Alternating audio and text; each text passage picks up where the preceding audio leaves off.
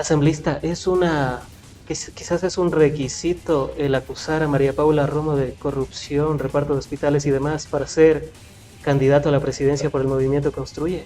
No. A ver, algunas aclaraciones. Henry Cucalón sigue o fue parte de un proceso de enjuiciamiento político contra la ministra de Gobierno. María Paula Romo. Sí, pero la ministra de Gobierno en el ejercicio de un cargo. Y quien escucha sabrá que eso no tiene que ver con una responsabilidad penal, responsabilidad personal, una responsabilidad de su propia, digamos, dinámica personal. Eso es un tema en el ejercicio del cargo. Él fue un buen legislador, así como María Paula Romo fue una buena ministra de Gobierno. Y los dos, cumpliendo su papel, tuvieron un buen desempeño. Él al formar parte del juicio político y ella al defenderse. Esto es algo natural. No sé por qué se sorprenden aquí. Pero no le dijo que repartió hospitales. No sé por qué no nos sorprendemos aquí en el Ecuador. El impeachment, que es lo que se denomina el juicio político en cualquier lugar del mundo, es natural, es obvio, es permanente, es diario, es constante. Existe a privados, a públicos o a cualquier persona. Al propio presidente de los Estados Unidos lo han llevado en Estados Unidos. A los gerentes y dueños de las empresas más grandes del mundo les han llevado al Congreso de los Estados Unidos a que rindan cuentas. Eso es natural, eso es obvio, eso siempre sucede. Respecto de las acusaciones de reparto de hospitales, solamente decirle algo. María Paula Romo no tiene un solo proceso abierto a nivel de penal o administrativo de cualquier tipo. Pero yo no hablo del aspecto penal, sino a las declaraciones. Yo hablo del caso. Yo hablo de Villavicencio y de Henry Cucalón. Yo hablo precisamente del reparto de hospitales, que es la verdad que está en duda. ¿Por qué está en duda? No hay un juicio, una sentencia, un acto, un documento que verifique eso. Entonces, ¿por qué mencionar? Sin embargo. Y los dos candidatos presidenciales. Sin embargo, esto es parte, sin duda alguna, de una defensa personal. Nosotros como Construye hemos dicho, lo político no puede rebasar lo personal. Ella tendrá que responder y lo ha hecho. Ahora, ¿qué corresponde a lo político? Ver lo necesario para el país. ¿Qué es lo necesario? La incorporación de un candidato presidencial que puede venir a resolver los problemas del país. Pero claro. Ya nos encontramos junto a Jorge Peñafiel, quien es asambleísta del Movimiento Construye y a quien le damos la cordial bienvenida. ¿Cómo está, Jorge? Qué gusto tenerle en La Otra Verdad, transmitido a través de En Retrospectiva. Muchas gracias, muy buenos días igualmente a todos, un placer estar aquí, un gusto. Muchísimas gracias a usted por haber aceptado la invitación y para arrancar en materia con el tema de esta polémica ley. Sectores productivos dicen que podría afectarse a sus intereses, inclusive hablan de la alimentación, la proteína, inclusive hablan de que la desnutrición infantil en un país que 3 de cada 10 niños sufren de desnutrición infantil, podrían ser afectados porque estos productos podrían ser aún más costosos. Bueno, yo creo que efectivamente esta ley viene a desdibujar todo el trabajo que viene haciendo el Estado ecuatoriano para erradicar la desnutrición infantil y sobre todo darle esas oportunidades que requiere el sector comercial también del país. Por un lado, como digo, el tema de la desnutrición infantil se va a ver afectada, esta lucha contra la desnutrición infantil, porque el ponerle trabas ridículas, como son la no exhibición, por ejemplo, de los animales muertos que están siendo faenados, que son parte de la cultura propia incluso del país, podría estar afectando esa parte, la interculturalidad del Ecuador, porque bueno, está garantizada en la Constitución. No me cabe duda. La interculturalidad, la expresión cultural, la expresión artística, el mismo hecho de las fiestas populares. ¿Cómo es posible que en una ley se esté prohibiendo la utilización de agua hervida para la cocción de los alimentos? Son cuestiones absolutamente descabelladas. Esto no tiene ni pies ni cabeza, nosotros lo hemos dicho, no tendrán un voto nuestro para apoyar este tipo de barbaridades que sin duda alguna vienen a desdibujar esta lucha. Lo cierto es que tras un fallo de la Corte Constitucional en 2022, prácticamente les están obligando a los legisladores, al Parlamento, a la Asamblea, que se apruebe una ley. ¿Qué podría mejorarse de la ley o simplemente no podría existir una ley que beneficie a los animales? Lo que la Corte Constitucional nos ha dicho es que tiene que existir una ley, pero no esta ley, porque esta ley no viene precisamente a cumplir los designios de la Corte, ni tampoco a cumplir una lucha, repito, contra la desnutrición infantil, contra la cultura, contra el arte, contra la lógica misma de la idiosincrasia ecuatoriana. Lo que entonces nosotros proponemos es archivar esta ley y proponer otra, que tenga que ver efectivamente ya con elementos de crecimiento, de desarrollo y de mejoramiento de las condiciones propias de los animales, del ambiente. Sí, hay que darle la protección al ambiente, sí, hay que proteger a los animales en cierto sentido, pero llegar a cosas tan ridículas como no utilizar agua hervida para poder cocinar los alimentos es una barbaridad, como no exhibir los animales que están siendo faenados porque es parte de nuestra cultura, o quién no ha ido a un mercado en el Ecuador en donde ve un cerdo expuesto ya después de haber sido horneado, porque esa es la forma de exposición de la cultura nuestra. ¿Quién no ha ido a un lugar a comer cuy, por ejemplo, donde se ve el cuy precisamente allí, faenado, muerto, ya cocinándose? Perdónenme, esto es una barbaridad sin nombre. Pretenden hacer, en la ley es una cosa que no tiene ni pies ni cabeza, y nosotros nos vamos a oponer de manera total. Otra de las prohibiciones del artículo 31 es el biocomercio que involucra animales no humanos o sus partes constitutivas, telas, por ejemplo. ¿Podría ser esta una afectación a la industria del cuero de Cotacachi? Pero claro, es que a nivel comercial esta ley es un atentado. O sea, ya no vamos a poder utilizar el cuero para poder hacer las confecciones de chompas, de zapatos o de carteras, etcétera, etcétera. Entonces tendríamos que importar, o sea, una afectación más al país, seguir dependiendo de las importaciones. Por un lado eso, y por otro lado, la destrucción per se de la fórmula que nosotros tenemos para comerciar. En el Ecuador utilizamos a los animales como lo hacen en todo el mundo para precisamente generar esas vestimentas, esos accesorios como carteras, como zapatos. Hablar de impedir este tipo, o poner barreras, que mañana podrán inventarse alguna condición y no necesariamente la prohibición, pero igual sigue afectando. Entonces nosotros hemos dicho que eso tiene que ser archivado del todo, sin miramientos, sin barreras, sin ningún tipo de concesión. Otro de los artículos que llama bastante la atención en el tema de la producción es el artículo 17 de los derechos de los animales no humanos destinados al consumo, a no estar confinados permanentemente en espacios reducidos como jaulas convencionales o jaulas de batería, jaulas de gestación, sistemas combinados u otros que atenten contra el bienestar animal. Bueno, uno cuando va a las cadenas de producción alimenticias puede darse cuenta cómo es la realidad ahí dentro. Antes de eso, ¿es malo esta forma de producción? ¿Es buena? Y si es que se logra implementar esta medida, ¿podría aumentar el costo de producción? Sin duda. Yo iría un poco más allá. La visión con la cual se está construyendo o se construyó esta reforma es poniendo a los animales en el centro de la cosmovisión que tiene esta ley, en vez de poner a los seres humanos. O sea, esta ley prioriza los derechos de los animales por sobre los derechos de los seres humanos. Esa visión ultra progresista lo único que va a hacer es trastocar los principios constitucionales del derecho a la vida, del derecho a la libertad, del derecho que los seres humanos tenemos. Perdónenme. Ahora, enjaularlos es evidente, es natural, es obvio, es necesario. ¿O qué quieren que salgamos a cazar para poder alimentarnos? Perdónenme, esta visión con la cual está construida esta ley es una visión retrógrada, exagerada, radical y además burda, torpe.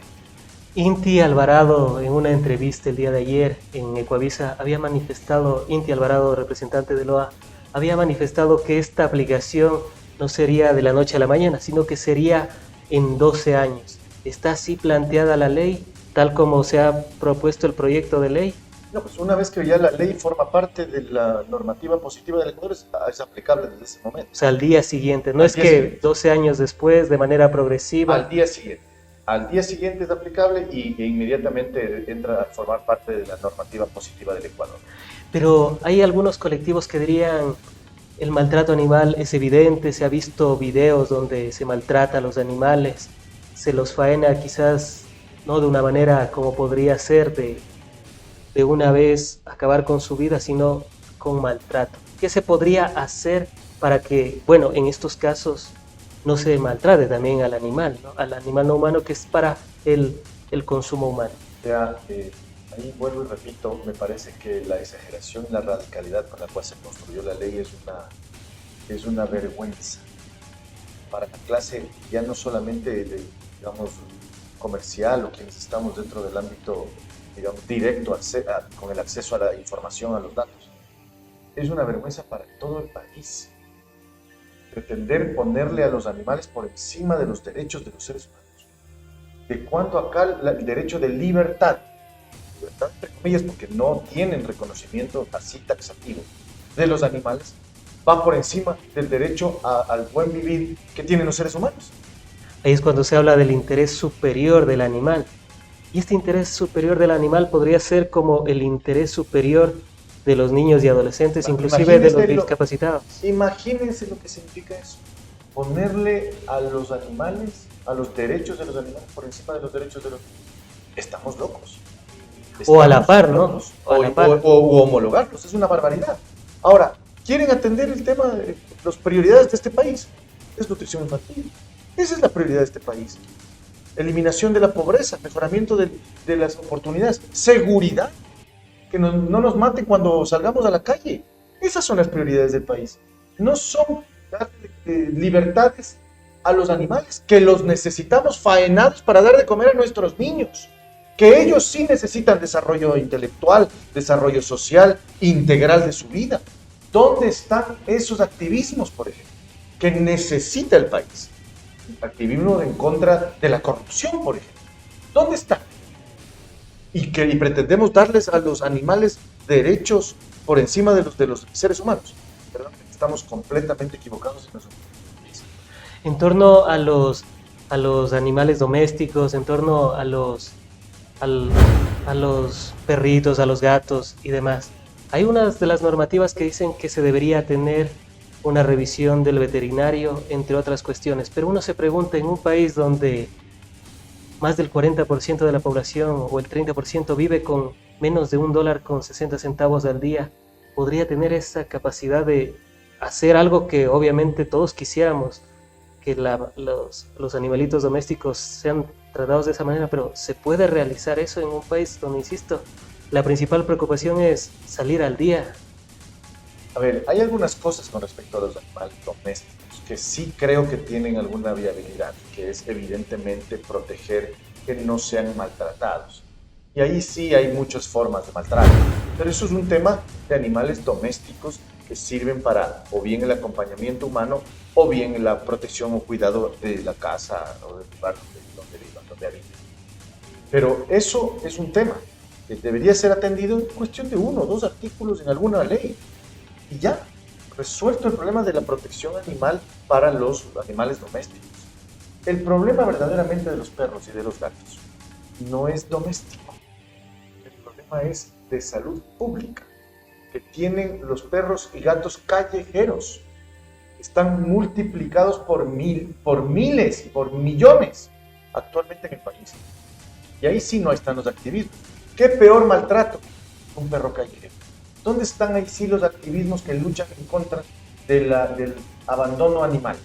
¿Dónde están los activismos que luchan por generar políticas públicas para evitar y retirarles a los animales de las calles, por ejemplo? Eso sí sirve para la sociedad.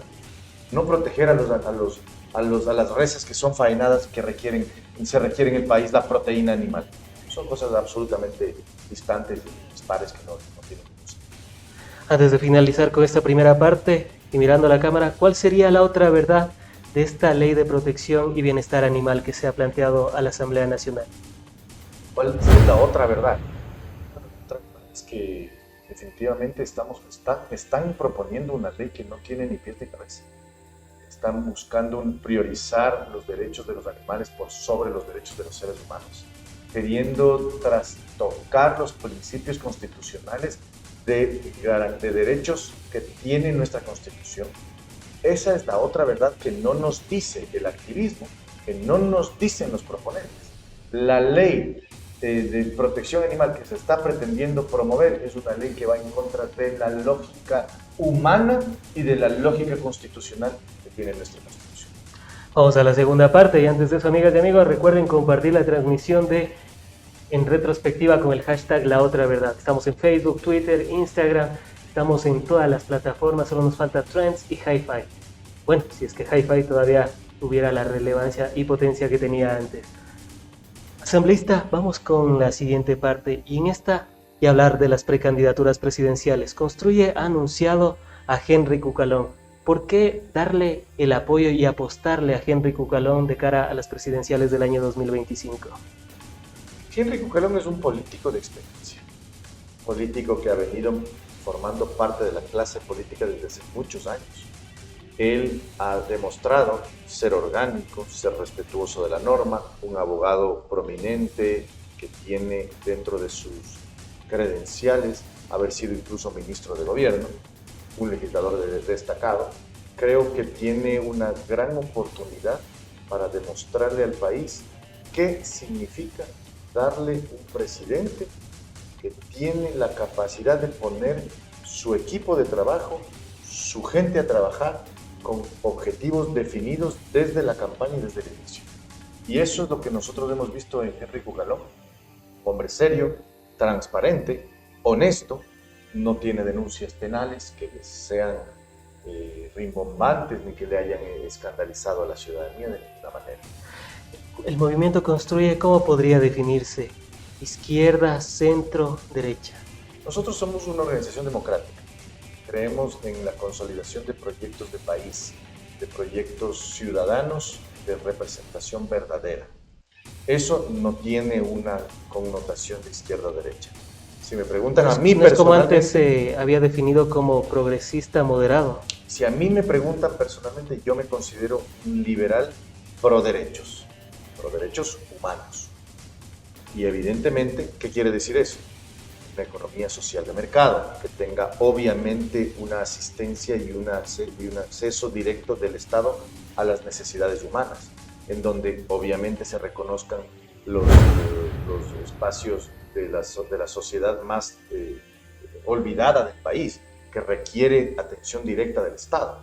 No podemos desconocer que sin el mercado, sin la libre competencia, sin la capacidad individual de los seres humanos para promover y promoverse, no va a haber sociedad posible. Y eso es parte también de lo que es Construye. En Construye hay también del otro lado, que son más, digamos, yo hablaría de más materialistas dialécticos, si cabe el término, en relación al papel del Estado en la sociedad, en la economía y demás. Qué interesante. Sin duda, claro. Pero repito, eso ya es una visión de cada quien. Nosotros consolidamos proyectos de país. Ahora bien, el tema de la candidatura de Henry Cucalón, si nosotros vemos precisamente su perfil, vemos que fue legislador por el Partido Social Cristiano, después fue ministro de gobierno de Guillermo Lasso por Creo y ahora está en Construye. ¿No les preocupa esa inestabilidad ideológica y política que tiene Henry Cucalón? A ver, valdría la pena, es que buena tu pregunta, valdría la pena mencionar que fue legislador y fue miembro del Partido Social Cristiano casi 15 años. 15 años en un mismo partido. No es para señalarlo como un camisetazo, sino todo lo contrario, como una persona orgánica que ha respetado los procesos internos del propio partido, que ha dado viabilidad a las agendas del propio partido, que ha sido orgánico. Luego pasa a ser ministro de gobierno cuando ya no tenía dónde más escalar a nivel legislativo, ya fue legislador 8 años. Por tanto, él vio una oportunidad para servir al Ecuador desde otra tribuna y lo hizo en el gobierno de Guillermo Lasso, a rescatarlo de lo que venía siendo el gobierno de Guillermo Lasso.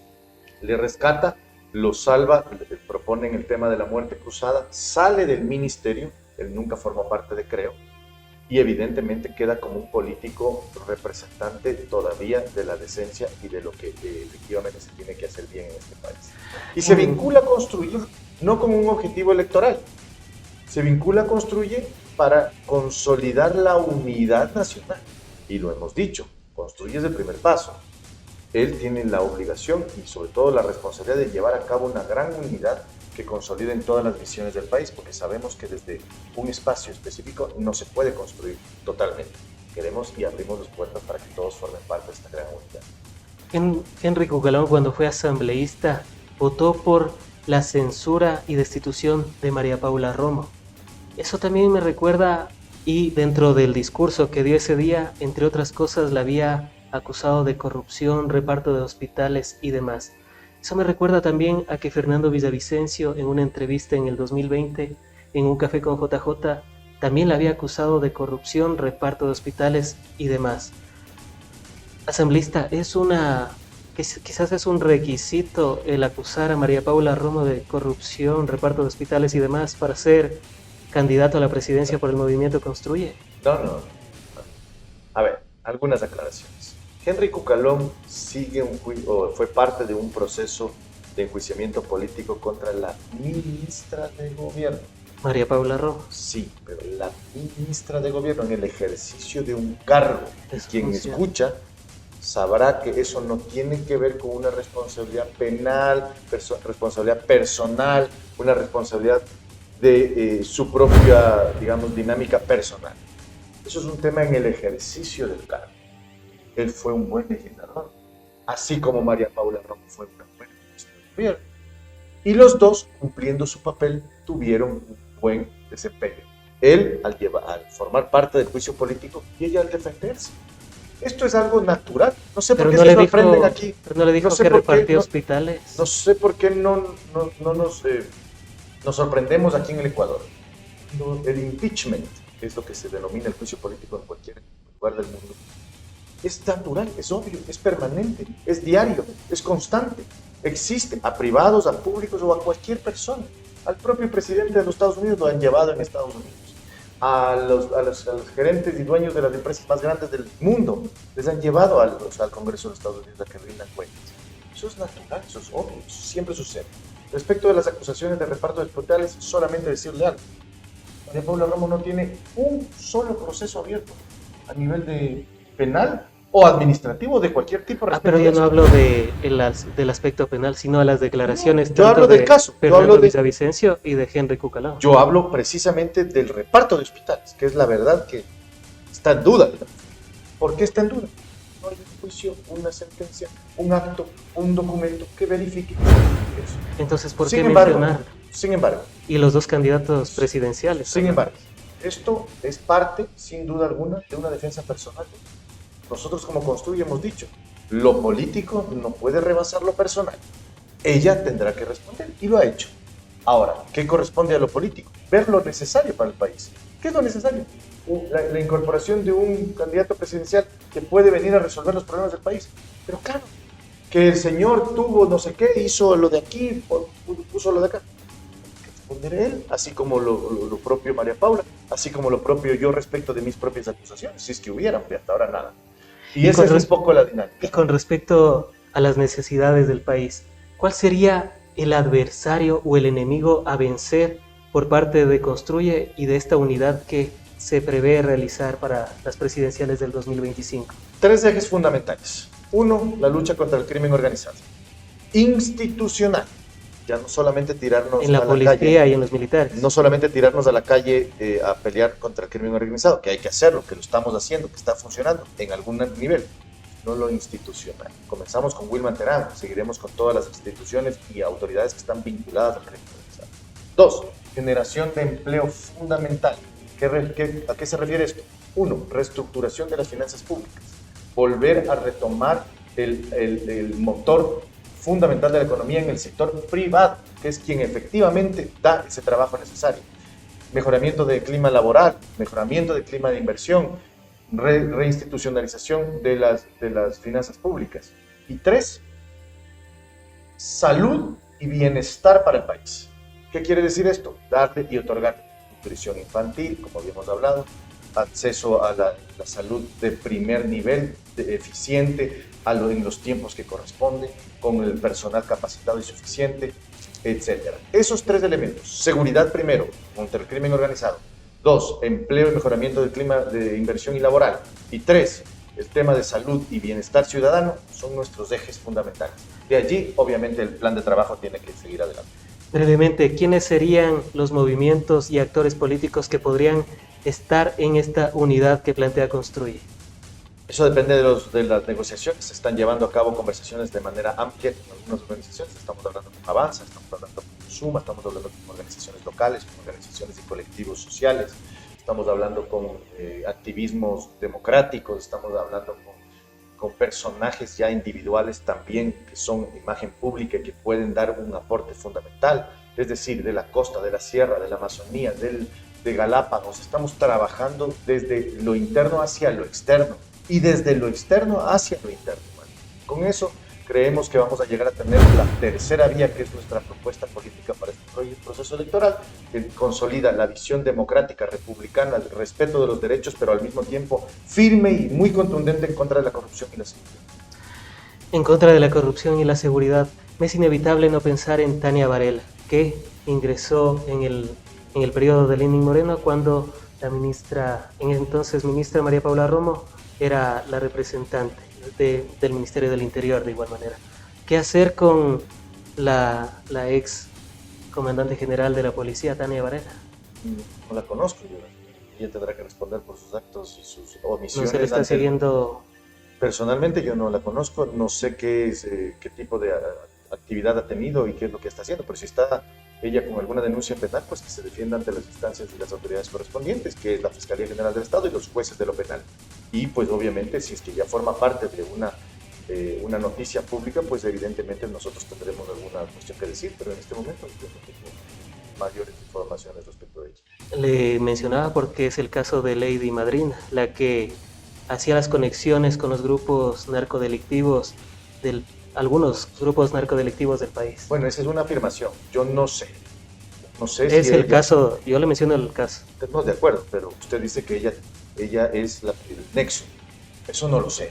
Eso tendrá que identificarlo las autoridades. Fiscalía y jueces de lo penal, y ella tendrá que defenderse. Yo no la conozco, ni sé qué es lo que hace, ni en dónde anda, ni qué anda haciendo, ni qué hizo. Pero si ella tiene acusaciones penales, ella tiene también el debido proceso y la defensa para ella, sin duda. Pero ella tendrá que defenderse ante las autoridades correspondientes. Políticamente no existe, no sé quién es. Narcogenerales y demás también imagino que está dentro de la agenda de Construye, también claro. Erradicarlos.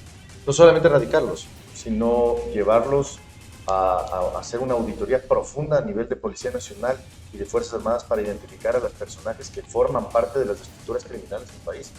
Justicia, policía, militares, clase política, Consejo de Participación Ciudadana, reforma política, el manejo del tema de la seguridad es un tema integral, no es un tema de poner los militares en las calles porque así se resuelve. Si no resolvemos todo lo integral y extirpamos el crimen organizado de las instituciones, no habremos hecho nada. Para ir al tema de la inseguridad, los transportistas han anunciado un paro en los futuros días. Primero, ¿cuál es su apreciación y qué debería hacer el gobierno? Bueno, los transportistas son un gremio que requiere mucha atención. Entendamos muy bien que los transportistas son como los glóbulos rojos dentro de nuestra sangre. Glóbulos rojos llevan el oxígeno a todos los lugares de nuestro cuerpo. Lo mismo hacen los transportistas llevando los alimentos, las vituallas, los insumos que requerimos como ciudadanos en todas las ciudades del país. Ellos necesitan una atención prioritaria, no a efectos de mejora distinta a otros sectores, para nada, pero sí requieren una atención directa. Ellos necesitan atender sus problemas.